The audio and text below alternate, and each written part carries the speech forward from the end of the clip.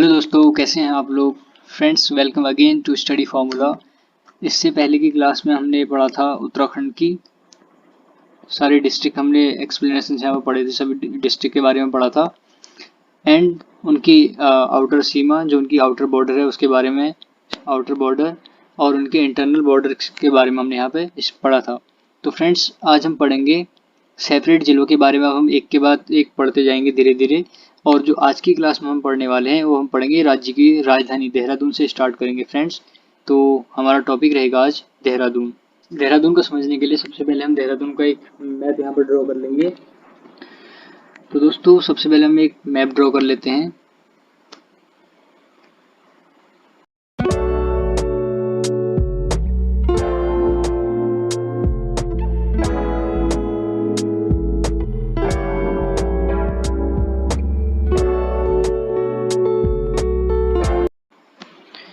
Friends, ये हो गया हमारा देहरादून का मैप। अब हम इसकी स्थापना की बात करें फ्रेंड्स, तो देहरादून की जो स्थापना हुई थी 1817 में इसकी स्थापना हुई थी।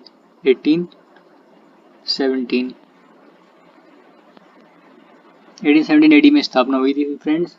और इसका एरिया है 3088 किलोमीटर स्क्वायर। 3088 स्क्वायर किलोमीटर इसका एरिया है। अगर इसकी तहसील की बात करें तो इसमें 7 तहसीलें हैं। इनको मैप में देख लेते हैं और ये 7 आपको सीक्वेंस से याद भी हो जाएंगी। मैप के थ्रू अगर आप पढ़ेंगे तो सातों के साथ आपको पूरी याद हो जाएंगी सीक्वेंस में। तो फ्रेंड्स, जो सबसे उत्तर में है तहसील, इसकी फर्स्ट तहसील अगर उत्तर से स्टार्ट करें तो सबसे नॉर्दर्न पार्ट में तहसील है वो है त्यूनी है यहाँ पर उत्तर में। और उसके बाद हम साउथ की ओर चलते जाएंगे नीचे की तरफ। तो फ्रेंड्स, जो इसके साउथ में है फिर आती है हमारी चक्राता तहसील। एंड देन जो तीसरे नंबर की आती है इसके बाद कालसी के बाद फ्रेंड्स हमारी जो नेक्स्ट तहसील आएगी देहरादून की वो है विकासनगर। एंड विकासनगर के बाद आएगी देहरादून के बाद आएगी ऋषिकेश। फ्रेंड्स, अब हम देखेंगे इसका नाम, इसके कुछ प्राचीन नाम भी है देहरादून के, किसको किस किस नाम से जाना जाता है। इसको एक नाम इसका फेमस है, द्रोणागिरी के नाम से इसको जाना जाता है। फ्रेंड्स, द्रोणागिरी इसका नाम पड़ने के पीछे जो मान्यता है वो ये है कि महाभारत काल में यहाँ पर आचार्य द्रोण का आश्रम था।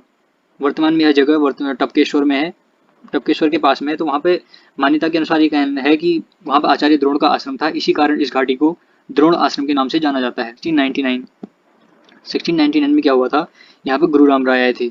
सिखों के धर्मगुरु हैं गुरु राम राय, यहाँ पर आए थे और उन्होंने यहाँ पे एक गुरुद्वारा की स्थापना की थी जो आज के नगर के केंद्र हैं। तो फ्रेंड्स, यहाँ पे मान्यता यह है कि जो गुरु राम राय थे उन्होंने यहाँ पे क्या बनाया था, यहाँ पे डेरा डाला था उन्होंने। तो डेरा डालने की वजह से भी इसका नाम देहरादून पड़ा, और जो कालांतर में देहरादून से क्या हो गया, देहरादून हो गया। तो ऐसी मान्यता है। कुछ लोगों को मान्यता यहाँ पे यह है कि गुरु राम राय ने यहाँ पे देह त्याग दी थी, जिस कारण से इसको देहरादून के नाम से जाना जाता है। तो फ्रेंड्स, अलग अलग इतिहासकार इसमें अलग अलग पृष्ठभूमि देते हैं, अलग अलग नाम इसका बताते हैं अलग अलग स्रोतों के आधार पर। और 1804 तक जो है क्षेत्र गढ़वाल नरेशों के अधीन था। ये वाला क्षेत्र जो देहरादून का क्षेत्र है, ये क्षेत्र ये किसके अधीन था, 1804 तक गढ़वाल नरेशों के अधीन था। उसके बाद क्या हुआ, 1804 से 1815 तक यहाँ पर गोरखा शासन चला फ्रेंड्स। तो 1815 तक ये गोरखाओं के अधीन रहा। और 1815 से अगर स्वतंत्रता तक की बात करें तो फिर इसके यहाँ पे देहरादून में किसका रूल रहा, ब्रिटिशर्स का यहाँ पर रूल रहा फ्रेंड्स। और दोस्तों, यहाँ पे एक क्वेश्चन कई बार एग्जाम में पूछा गया है और बहुत इंपॉर्टेंट भी है कि जो ये झंडा दरबार है ये कहाँ पर लगता है। फ्रेंड्स, जो झंडा दरबार है कहाँ पर लगता है, क्यों लगता है, इसके बारे में यहाँ पर डिस्कशन करेंगे। तो जो गुरु राम राय यहाँ पर आए थे 1699 में, देहरादून नगर के संस्थापक और उदासीन परंपरा के गुरु राम राय थे और 1699 में यहाँ पर आए थे। फ्रेंड्स, इन्होंने क्या किया था, यहाँ पर धामावाला में एक जगह है देहरादून में, धामावाला, वहाँ पे इन्होंने क्या किया था, झंडा दरबार गुरुद्वारा की स्थापना की थी। उस गुरुद्वारा का नाम है झंडा दरबार और यहाँ पे प्रत्येक वर्ष मेला भी लगता है। तत्कालीन मुगल शैली में निर्मित था ये भवन। और अब हम यहाँ पे देखते हैं कुछ इंपॉर्टेंट जगह हैं, कुछ स्थान है यहाँ पे इंपॉर्टेंट और कुछ मंदिर हैं। तो जैसे टपकेश्वर महादेव हो गया। फ्रेंड्स, जो टपकेश्वर महादेव है ये देहरादून से 6 किलोमीटर की दूरी पर है और एक छोटी नदी के तट पर बना हुआ है मंदिर है, शिव मंदिर है फ्रेंड ये टपकेश्वर। यहाँ पे क्या है, निरंतर शिव की लिंग के ऊपर जल टपकता रहता है, जिस वजह से इसे क्या नाम रखा गया इसका, टपकेश्वर। उसके बाद फ्रेंड्स, सेकंड नंबर पर आता है चंद्रबनी। यहाँ पर महर्षि गौतम ने इस स्थान पर अपनी उनकी जो पत्नी थी सहधर्मिणी अहिल्या एवं पुत्री अंजनी के साथ लगभग 12 वर्ष तक यहाँ पर तपस्या की थी। और फ्रेंड्स, जो गौतम कुंड है वो भी चंद्रबनी के पास में ही है। लोग यहाँ पर पवित्र स्नान करने के लिए आया करते हैं। और नेक्स्ट हमारा है भागीरथी रिजॉर्ट्स, एक टूरिस्ट प्लेस है जो चक्राता देहरादून चक्राता मार्ग में स्थित है, पिकनिक प्लेस ये है। एंड नेक्स्ट जो है हमारा फन वैली है, फन वैली देहरादून से 25 किलोमीटर की दूरी पर है फ्रेंड्स। ये फेमस है हमारा किस चीज़ के लिए, गो कार्टिंग, वाटर स्लाइडिंग, और सबसे बड़ा एक लहर तालाब भी यहाँ पर है, और 20 रोमांचकारी खेलों के लिए आकर्षण का केंद्र है। उसके बाद आता है राजाजी राष्ट्रीय पार्क। फ्रेंड्स जो राजाजी राष्ट्रीय पार्क है वो भी देहरादून में सिचुएटेड है। इसका एरिया 820, जो राजाजी नेशनल पार्क है फ्रेंड्स ये देहरादून में है, और इसका जो एरिया है वो कितना है, 820.42 स्क्वायर किलोमीटर इसका एरिया है। एंड फ्रेंड्स उसके बाद आता है यहाँ पे सहस्त्रधारा। सहस्त्रधारा क्या है, सहस्त्रधारा गंधक युक्त जल वाला एक प्राकृतिक स्थल है जो पर्यटकों के आकर्षण का केंद्र है यहाँ पर। एंड अनेक यहाँ पे क्या है, उस जलधारा में बहुत सारी जलधाराएं उससे निकलती हैं, और अनेक जलधाराएं निकलने के कारण ही उसका नाम सहस्त्रधारा रखा गया है, जो देहरादून से 14 किलोमीटर दूर बाल्दी नदी के तट पर है। फ्रेंड्स ध्यान रखिएगा, ये नदी कौन सा शहर, कौन सी नदी, किस नदी के तट पर बसा हुआ है, ये क्वेश्चन कई बार पूछा जाता है। तो जो सहस्त्रधारा है ये कौन सी नदी के तट पर है, बाल्दी नदी के तट पर है, बाल्दी। एंड नेक्स्ट यहाँ पर है टाइगर प्रपात, इसको हम टाइगर फॉल बोल सकते हैं, टाइगर फॉल या टाइगर प्रपात, जल प्रपात है। ये चक्राता से 5 किलोमीटर की दूरी पर है। और उसके बाद जो नेक्स्ट आते हैं यहाँ पर कुछ सिद्ध हैं, 4 सिद्ध यहाँ पर फेमस हैं, जिनमें से नंबर 1 पे है हमारा क्या, नंबर 1 पे है लक्ष्मण सिद्ध, नंबर 2 कालू सिद्ध, माणक सिद्ध, मांडू सिद्ध। फ्रेंड्स टोटल 84 सिद्ध हैं, ये भगवान दत्तात्रेय के 84 सिद्ध हैं, जिनमें से 4 सिद्ध केवल देहरादून में है, जिसमें हमने पढ़ा लक्ष्मण सिद्ध, कालू सिद्ध, माणक सिद्ध और मांडू सिद्ध। और फ्रेंड्स नेक्स्ट यहाँ का एक इंपॉर्टेंट प्लेस और आता है जिसका नाम है जौनसार भाबर। जौनसार भाबर क्या है, देहरादून का एक जनजातीय शहर है। ये जौनसार भाबर कालसी, चक्राता और त्यूनी तहसीलों से मिलकर बना हुआ है, कालसी, चक्राता और त्यूनी। तो फ्रेंड्स ये वाला एरिया हमारा किस में आ जाएगा, जौनसार भाबर क्षेत्र में, जौनसार भाबर। इन 3 तहसीलों से बना हुआ एरिया जौनसार भाबर में है फ्रेंड्स। और सामान्यतः एक यमुना और टॉन्स नदियों के मध्य में स्थित है। यहाँ वेस्ट में हम देखेंगे तो यहाँ पर टॉन्स नदी ऐसे बहती है, और जो इसकी बॉर्डर बनाती है, यहाँ पर पश्चिमी बॉर्डर बनाती है उत्तराखंड की टॉन्स नदी और यमुना नदी। टॉन्स और यमुना नदी के बीच में ये एरिया है, ये वाला एरिया कौन सा, जौनसार भाबर वाला।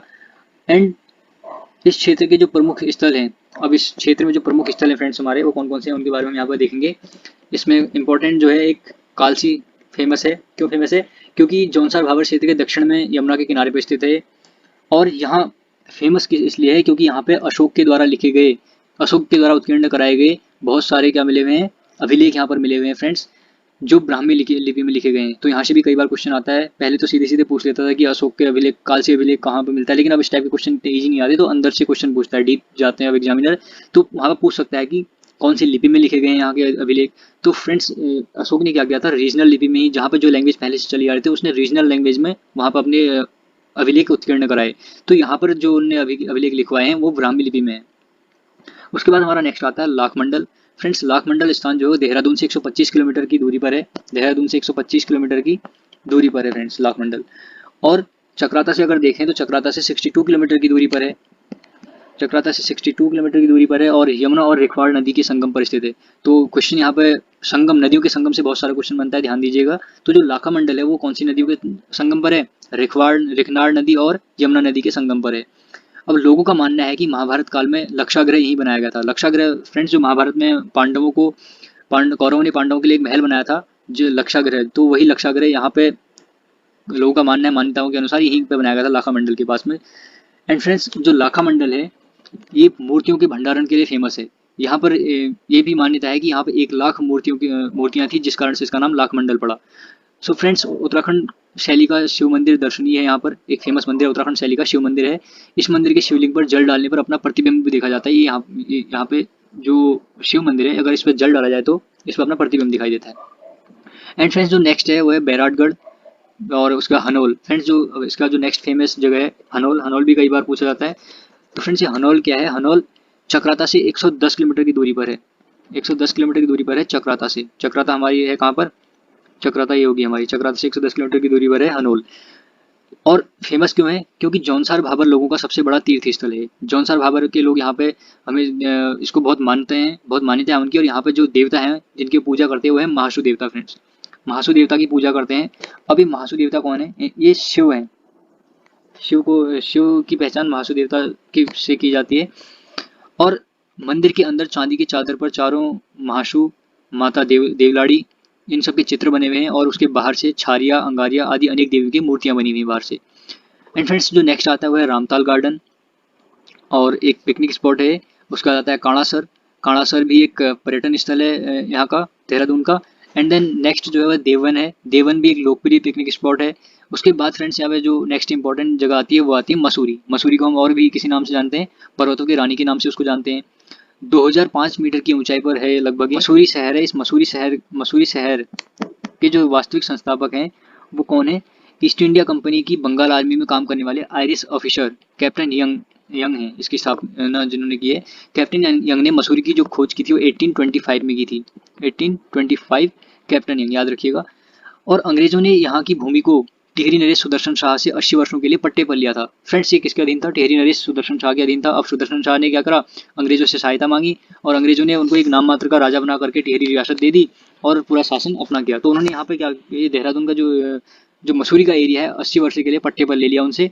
और 1827 में यहाँ की पहली इमारत मलिंगार होटल बनी थी। जो तिब्बती धर्मगुरु हैं दलाई लामा, वो भी यहाँ पर आए थे 1959 में, मसूरी में ही आए थे। तो ये क्वेश्चन बन सकता है कि जो तिब्बती धर्मगुरु हैं दलाई लामा वो उत्तराखंड में कहाँ पर आए थे? तो फ्रेंड्स ये ध्यान रखिएगा, उत्तराखंड में 1959 में वो आए थे। और कहाँ आए थे? मसूरी में। तो फ्रेंड्स, अब जो आगे कुछ इंपॉर्टेंट यहाँ की जगह हैं वो हैं हमारी, जैसे कुछ मंदिर है यहाँ पे। भद्राज मंदिर हो गया, ज्वालाजी मंदिर हो गया, कैमल बैंक हो गया। कैमल बैंक एक सूर्यास्त का मनोहर दृश्य यहाँ पे दिखाई देता है कैमल बैंक के पास में। और उसके बाद गन हिल होगी। गन हिल जो है यहाँ पे ट्रैकिंग लोग करते हैं और 2122 मीटर की हाइट पर है। मसूरी लाल टिब्बा के बाद दूसरी सबसे ऊंची चोटी है गन हिल। उसके बाद आता है सरकुंडा देवी मंदिर। सरकुंडा देवी मंदिर जो है 3030 3030 मीटर की हाइट पर है। एंड उसके बाद जो इंपॉर्टेंट नेक्स्ट जगह जो आती है कैंपटी फॉल। कैंपटी फॉल भी क्वेश्चन कई बार पूछा गया है। यमुनोत्री मार्ग पर मसूरी से 15 किलोमीटर दूरी पर स्थित है। मसूरी की सौंदर्यपूर्ण वादियों में स्थित कैंपटी फॉल 50 फुट की ऊंचाई से सर्वाधिक मनोहर एवं विशाल जलप्रपात है कैंपटी फॉल।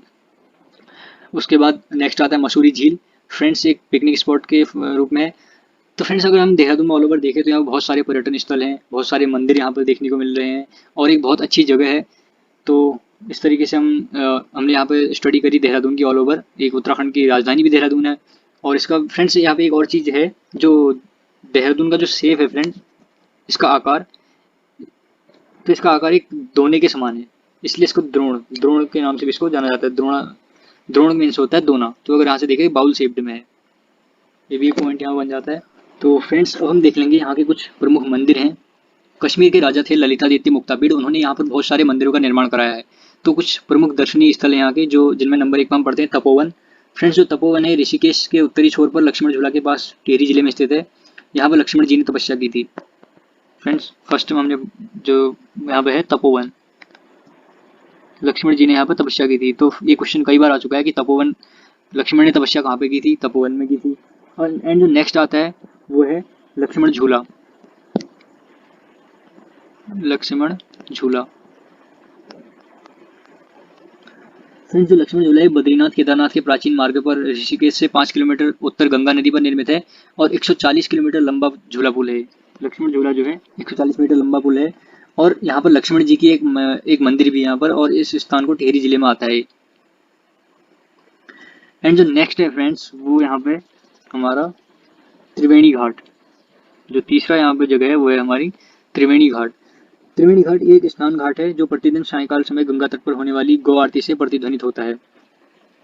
एंड नेक्स्ट है नीलकंठ महादेव। नीलकंठ शिव मंदिर गंगा नदी के किनारे लक्ष्मण झूला से 8 किलोमीटर दूर एक पहाड़ी पर है। एंड जो 5th नंबर का है वो है भरत मंदिर। एंड 6th में कैलाश निकेतन मंदिर यहाँ पर है। शिवानंद झूला यहाँ पर है, राम झूला के नाम से भी प्रसिद्ध है शिवानंद झूला। एंड देन नेक्स्ट शत्रुघ्न मंदिर यहाँ पर है, शिवानंद आश्रम हो गया। एंड फेमस एक और है मुनि की रेती, ये भी क्वेश्चन कई बार एग्जाम में आ चुका, मुनि की रेती। फ्रेंड्स, ऋषिकेश के उत्तरी छोर पर टिहरी जिले में यह स्थान गंगा के दाईं ओर स्थित है। इसके सामने गंगा के बाएं और पौड़ी में स्वर्गाश्रम, गीताश्रम, गीता भवन, गीता प्रेस तथा भूतनाथ का मंदिर आदि हैं।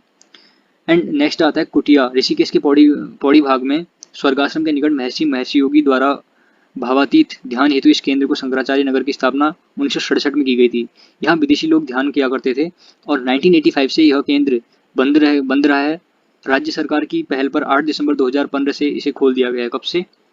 8 दिसंबर 2015 से इस स्थान को खोल दिया गया फ्रेंड्स, कहते हैं जाने के लिए। एंड नेक्स्ट हमारा आता है शिवपुरी। यह पर्यटन केंद्र ऋषिकेश से 15 किलोमीटर उत्तर में गंगा किनारे पर स्थित है और यह यहाँ जो फेमस है यहाँ पर रिवर राफ्टिंग के लिए फेमस है। उसके बाद हमारा फ्रेंड्स आज हमने पढ़ा देहरादून, उत्तराखंड की राजधानी के बारे में हमने जाना, जिसका एरिया 3088 स्क्वायर किलोमीटर है और इसकी स्थापना 1817 में की गई थी। इसका जो उपनाम है द्रोणागिरी इसका उपनाम है। और फ्रेंड्स इसकी जनसंख्या कितनी है? 16,96,694 ये इसकी पॉपुलेशन है। एंड जो यहाँ पर टोटल गांव है फ्रेंड्स 767 टोटल गांव है यहाँ पर, 767 गांव है देहरादून की। और तहसीलों के बारे में हमने पढ़ा, 7 तहसीलें यहाँ पर थी। सबसे टॉप पे हमारी आ गई क्या? त्यूनी, उसके बाद चक्राता, चक्राता के बाद कालसी, कालसी के बाद विकासनगर, विकासनगर के बाद हमारी आती है क्या? ये वाला देहरादून, देहरादून के बाद आती है ऋषिकेश। एंड इसके कुछ ब्लॉक, 6 ब्लॉक हैं इसके, चक्राता, रायपुर, सहसपुर, डोईवाला, कालसी, विकासनगर। एंड हमने कुछ इसके प्रसिद्ध मंदिर पढ़े, प्रसिद्ध। अब यहाँ पर कुछ फेमस मेले भी हैं फ्रेंड्स, मेले के बारे में देख लेते हैं। जौनसारी भाबर का मेला यहाँ पर लगता है, क्वानू मेला लगता है, दशहरा मेला लगता है, लखवाड़ मेला लगता है, महासू देवता का मेला लगता है। अभी मैंने महासू देवता के बारे में हमने पढ़ा था, तो महासू देवता का मंदिर लगता है जौनसार भाबर क्षेत्र में। विश्व मेला यहाँ पर लगता है, झंडा मेला हमने पढ़ा था। यहाँ पे 10 विधानसभा क्षेत्र हैं, जिसमें से चक्राता जो है अनुसूचित जनजाति के लिए संरक्षित है, आरक्षित है। और यहाँ पे लोकसभा सीटें हैं, टिहरी और हरिद्वार लोकसभा क्षेत्र के अंतर्गत आते हैं। देहरादून की जो नदी हैं, फेमस नदियाँ यहाँ पे टॉन्स नदी जो इसकी पश्चिमी सीमा भी बनाती है, गंगा नदी ऋषिकेश में, और यमुना और सौंग नदी यहाँ पे मुख्य नदियाँ हैं। तो फ्रेंड्स आज की क्लास में बस इतना ही। हमने आज जाना देहरादून के बारे में। एक बार इसको आप प्रैक्टिस कर लीजिए और ऐसे ही हम हर डिस्ट्रिक्ट के बारे में पढ़ते जाएंगे आगे को, और पूरा देखेंगे वहाँ पे क्या क्या चीज़ें फेमस हैं और कौन सी नदियों के संगम पर कौन सा शहर बसा हुआ है, कौन से शहर फेमस है, कौन से मंदिर फेमस हैं। तो फ्रेंड्स यहाँ से बहुत सारे क्वेश्चन बनते हैं। हम एक एक करके सारे डिस्ट्रिक्ट को ऐसे ही पढ़ते जाएंगे तो हमारी कमांड अच्छी बन जाएगी उत्तराखंड में। तो बने रहिए वीडियो में और प्लीज़ चैनल को सब्सक्राइब कर दीजिए और वीडियो को पूरा देखिए। अगर आपको पसंद आती है तो लाइक कीजिए, शेयर कीजिए। Till then take care, thank you, bye bye.